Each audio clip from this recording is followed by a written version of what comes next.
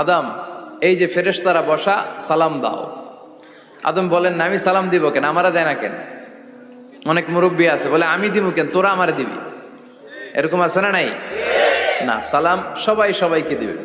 স্বামী স্ত্রীকে দিবেন, স্ত্রী স্বামীকে দিবেন, বড়রা ছোটদের দিবেন, ছোটরা বড়দের দিবেন, এক ভাই আরেক ভাইকে দিবেন, বোন ভাইকে দিবেন। তাহলে ফ্যামিলির মধ্যে শান্তি দিয়ে ফ্যামিলিটাকে সমৃদ্ধ করে দিবে কে? কারণ সালাম অর্থই শান্তি। সালাম অর্থ কি? ফ্যামিলির মধ্যে আমাদের এই সালামের প্রচলন নাই।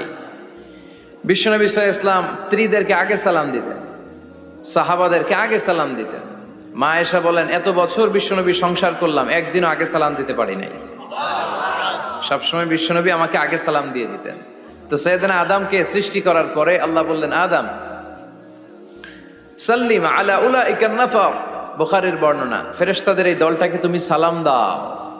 সাইয়েদনা